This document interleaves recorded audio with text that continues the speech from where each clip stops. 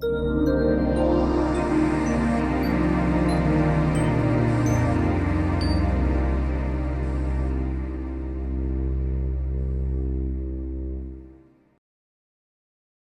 name's Jo Glanville. I'm the Director of English PEN, and I'm delighted to welcome for our first talk of the Salon and the Book Fair, Maureen Freely.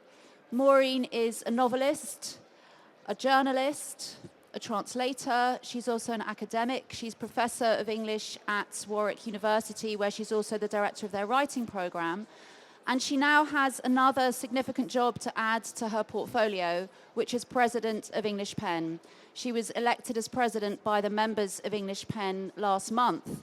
And we're all delighted to welcome you, Maureen, as PEN's new President, which means that not only will Maureen be the chair of the board of English PEN, but she will represent English PEN in many of the key issues around freedom of expression that are a challenge for anyone writing, translating, or working as a journalist today in this country and around the world. And Maureen, the first thing I think that strikes me is that there are very few people who actually have the extraordinary range across the spectrum of writing that you have, that you are a translator and a journalist and a novelist and an author of nonfiction and an academic. So you see the challenges for freedom of expression from every single possible vantage point. And I'm wondering at this time, what strikes you as perhaps the biggest concern for a writer? It's hard to know where to begin, actually. I think the biggest concern, to put it in a positive way, the biggest concern for a young writer is to carry on having conviction in what they're doing and to have faith that that they can carry on doing so and figure out how to make a living and not be censored and be able to pay their bills. So to put it in a more negative way, it's the industry. It's also what's happening because of what I've told is now called digital disruption. Digital disruption? Yeah. What does that mean? That means that the internet has come in and various and it has eroded copyright, or it's changed the rules of the game, and that wasn't the purpose of the digital wizards. But of course, it's everything is going to have to start again, and also the particular economic structure of publishing as well is not very well married with these digital things. So when I started out, it was possible if you had a good publisher and you worked hard, you could make a modest living, and now that's not the case. And also you could have your privacy, so. But it does obviously also provide extraordinary it may be much, much harder to make a living, but the avenues to being published and being read are much more wide, and there are more opportunities, aren't there? There are many, many more opportunities, and so I feel, in the medium term, I feel very positive. I talk about this with my students all the time. I'm encouraging them to, be adventurous, to work together to find new ways to not just to publish books, but to create their communities of readers. I don't want to say audience; that's too far away. But the question is always how all of these interesting things that they're doing, that I'm watching them do, and watching other amazing young people do. They don't pay the bills. So how do you go and have a very taxing day job and do this after hours? That's one possibility. But the question of making a living, always has to come into it. I want to ask you about your own path, the path you followed that made you into a writer and also a translator and also a very politically engaged individual. You are the translator from Turkish, most notably of Orhan Pamuk. You've been very involved in free speech in Turkey. Your parents are American, but they moved to Istanbul when you were a child.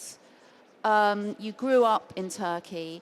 I'm wondering how far you can pinpoint that influence, both the political influence of the choice that your parents made and the experience of growing up in Turkey, and how much you're aware consciously of that shaping you as a writer and in the political choices you've made as well. Well, my father is the sort of person who would take a 4-year-old to see On the Beach. And so I think that we were having political conversations even when I was a child in Princeton, New Jersey. Really? I was 8 when we went to Istanbul. One of the reasons we went to Istanbul is that during his time in graduate school, his day job was he's a physicist, so he was at Fort Monmouth. And that was one of the places where the McCarthy witch hunts began. And his mentor was one of the people who was dragged through it. So he wanted to get out. He thought that the American dream in his mind had been betrayed. So although he also wanted to travel, there was also that sort of narrative about our country. And then growing up in Turkey. In the middle of the Cold War, there was always there were things that just didn't fit together. One was the beautiful country I saw around me, and then what you might call the invisible hand of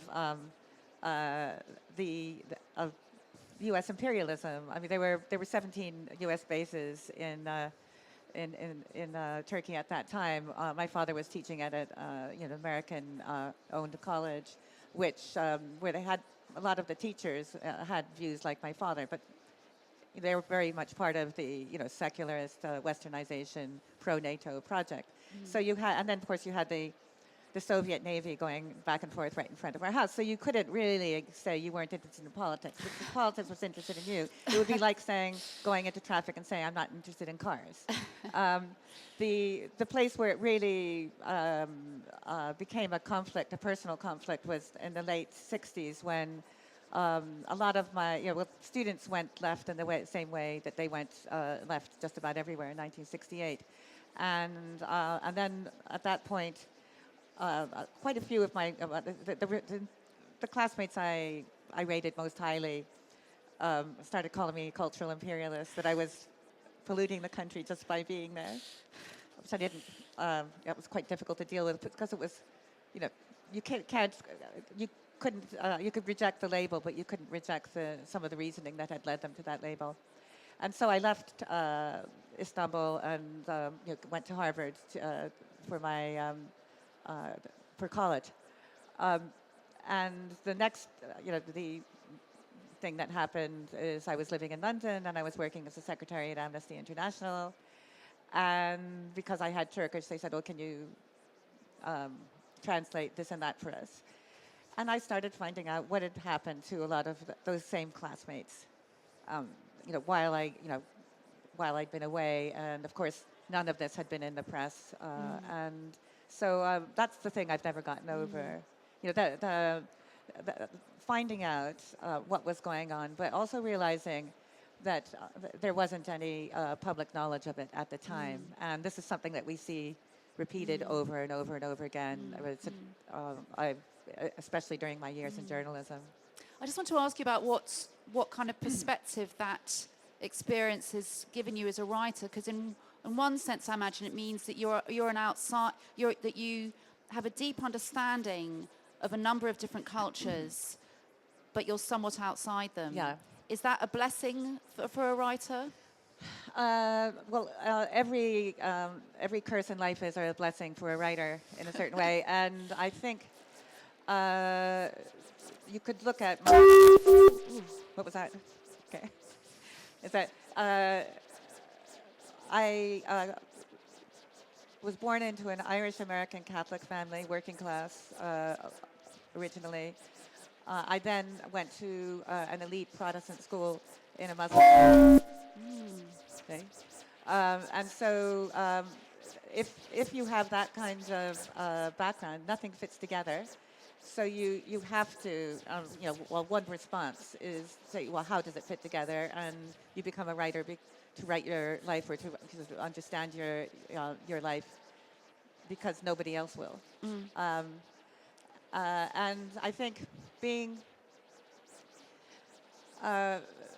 being an insider-outsider is something that I think all writers share in one way or another, for one reason or another. You know, even if they haven't made these big continental, transatlantic jumps as I have. Yeah, yeah. So I want to ask you about the different demands of being a novelist and of being a translator. And being a translator is you know, you are obviously a writer as well, but it always seems to me it's a little bit like being a musician, that you're interpreting someone else's work, but you've got to be an artist in order to be able to make that work speak. And I'm wondering, do those two very related but different activities, do they complement each other? Do you find that you use very different parts of your skill as a writer when you're writing a novel compared with when you're doing a translation? Because you're just finishing a translation at the moment, aren't you? Yeah, I'd say I never intended to do this many translations. It began as doing a favor for a friend, and but I always one of the other sort of aches of growing up in Istanbul in the 1960s, it was very, very closed off.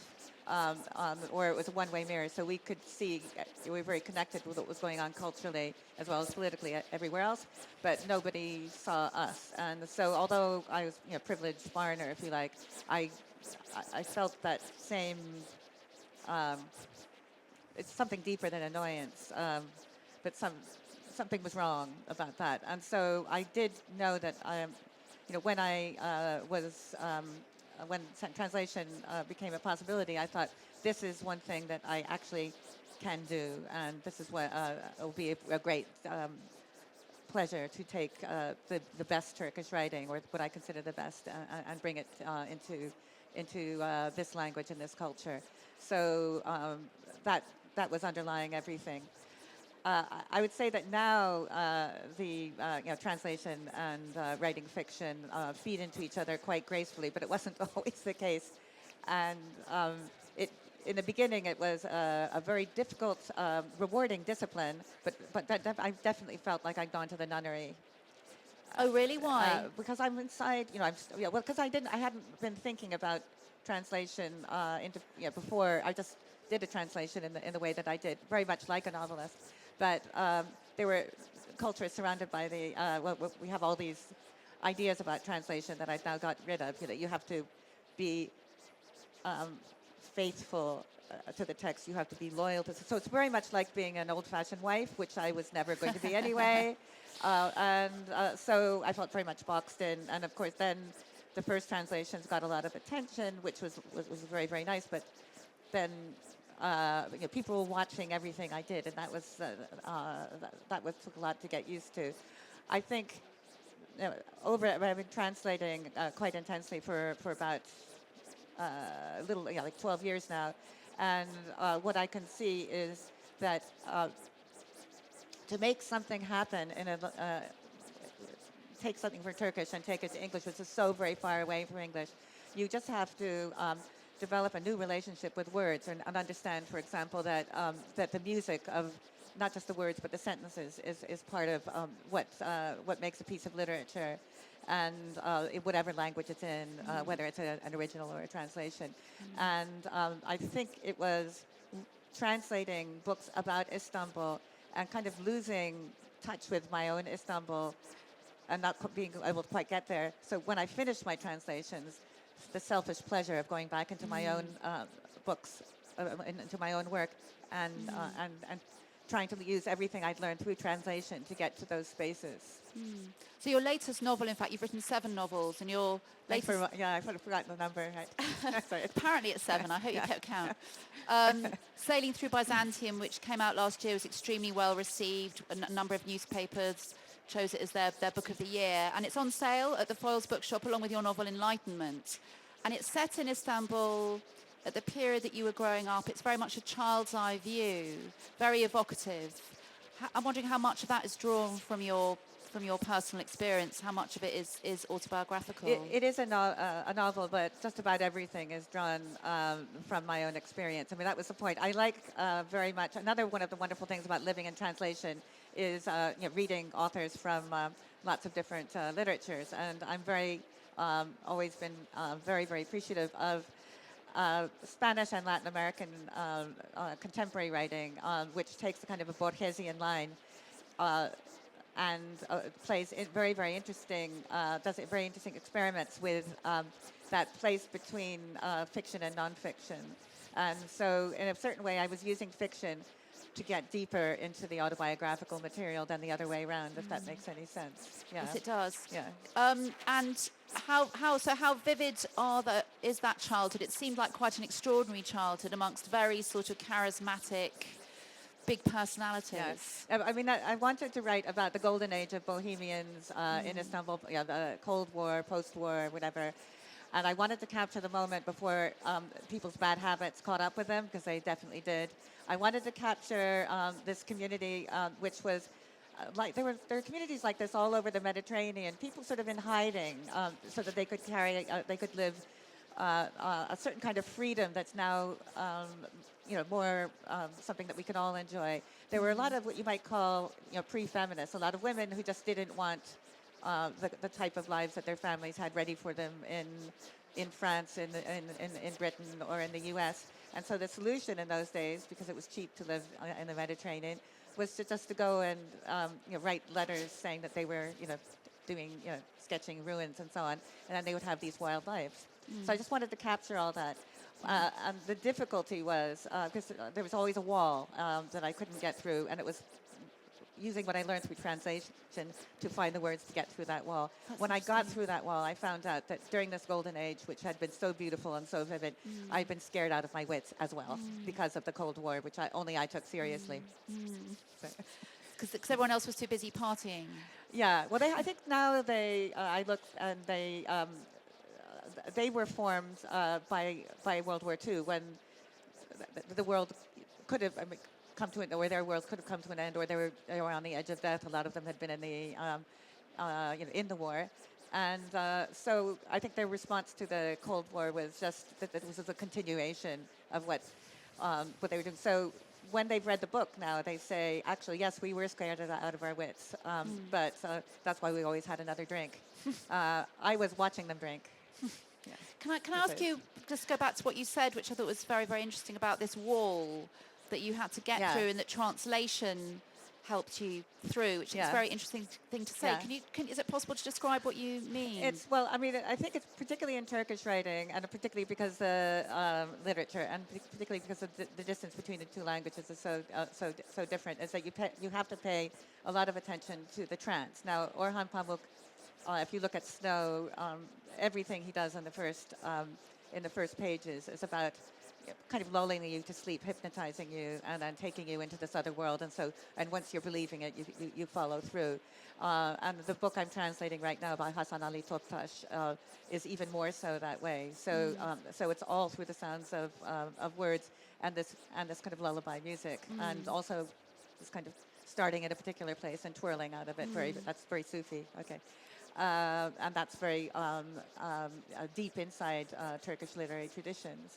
So if you can find, I think also translation always has to follow the grammatical rules of the language into which it goes, but the language and the way of thinking always kind of, they push at the boundaries of what we'll do with sentences in English, and so that, I think that affects. So once you get it, you put yourself into the trance, which is true with translation and also your own fiction, then you start seeing things. You start seeing a world that has been blocked from you, or that you've been too frightened to go into, which is what, That's very interesting. Yeah. There does seem to have been, over the last 5 years or so, a real shift in the way that translators are regarded, and in the way that literature and translation is regarded.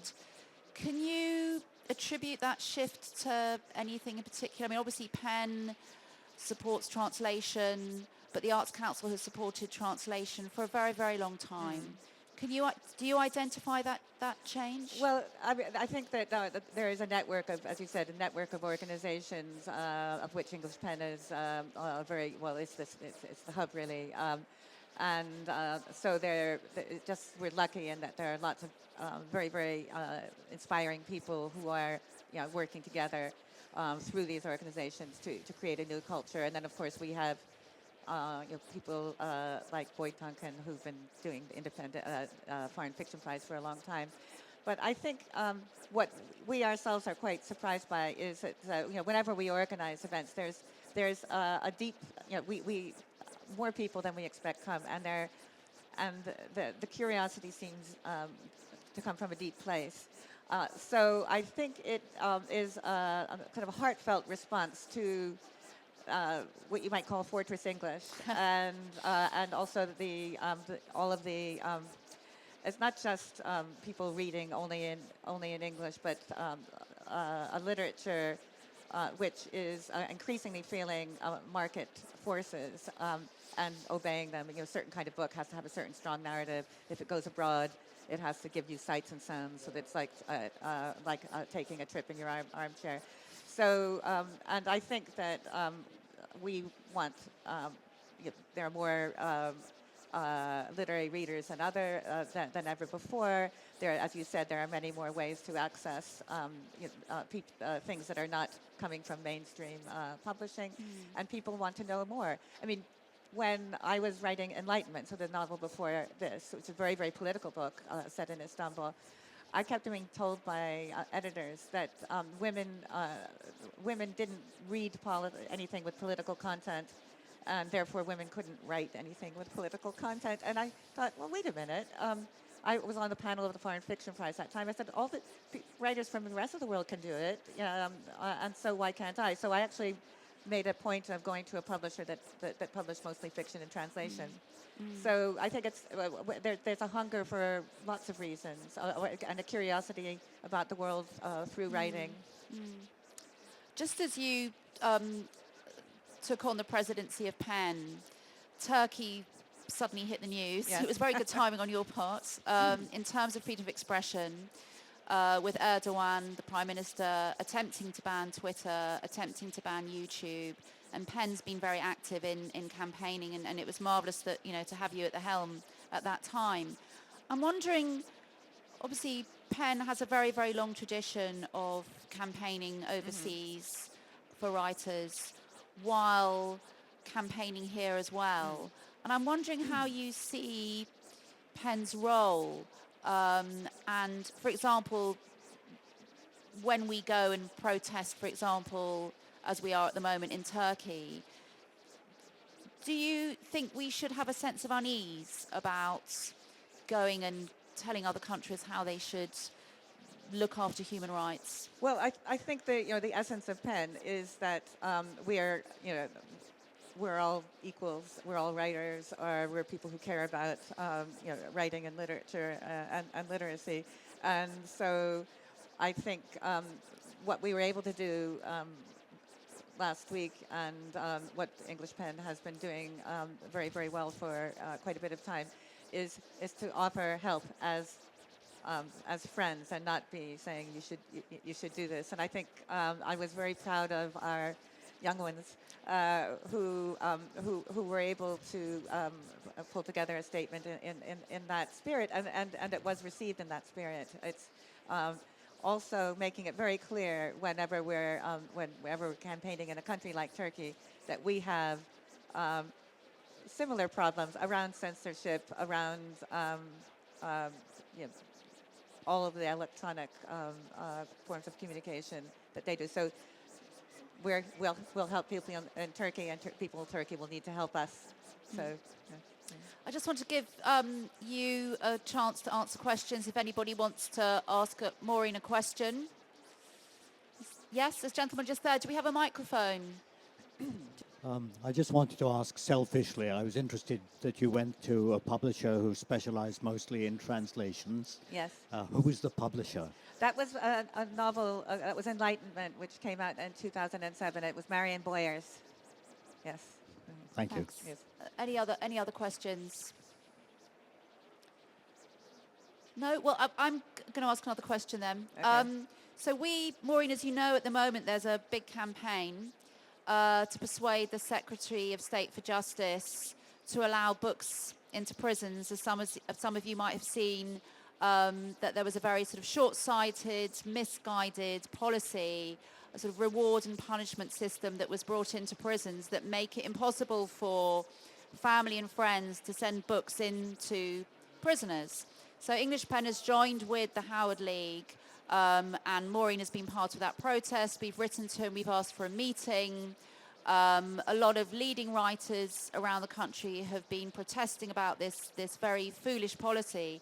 And what we're doing over the next 3 days at the book fair is we are asking you to nominate a book that you would want to send to a prisoner and to tell us why. And if you go and see one of my colleagues afterwards, you can fill in a postcard. And on Thursday, we're going to send what we hope will be hundreds, if not thousands, of postcards to Chris Grayling. So, Maureen, I want to ask you on the spot, which book would you send to a prisoner and why? You can have more than one book, actually, but in the end, you're going to have to just choose one. This is a terrible answer, but I would really love to send the book that I'm translating right now because it's so wonderful. But I'll come up with a better answer later on. And what's the book? It's called Heba in Turkish. It's called Waste, and it is one of the most wonderful books that I've ever read. I think one of the best things is by Hasan Ali Toptaş. One of the best things about translation is that you read really, really slowly and enjoy every, so you live really in the atmosphere. And so it's been like Snow by Orhan Pamuk, was like the first book I translated. As I've been reading it, I just keep on wanting to take the book and run out and find somebody else to read it. But of course, I can't because I haven't finished. And is he a contemporary? It's set, it's a man in his 50s who is trying to find peace in his life. It begins in Ankara. He goes to the countryside to see an old army friend, but most of the book is set on the Syrian border when he's just a regular soldier. So it's very much about the horrible, the violence against the poor, I think, is what it's about. But it's a very, very beautiful book. And why do you think that would be a particularly good book to send to someone in prison? Because it's about institutional bullying of people who have no power in society. It's also, there is that beautiful trance. So you go into this other world, but you very much care. You see from the regular soldier's point of view that Turkish society and perhaps all societies are built on the violence they do against the powerless. And is this, in terms of this campaign that we're running with the Secretary of State, and I think we all would have hoped by now that he might have realised that somebody wasn't thinking properly when they introduced this. Do you have much hope that we will be successful? Well, I mean, I have been told by people who know people, if you want to put it that way, that digging in of heels will continue just because of personalities and so on. How about that for diplomatic? But I think the longer that he doesn't do what he should do, our friend who made this policy, the more we're going to be thinking about other things that we can do with books and in prisons. So the longer he waits, the sorrier he'll be. Good. I'm very glad to hear that. Maureen, it's been a real pleasure. Please do buy Maureen's books and give her a big round of applause. Thank you. Yeah.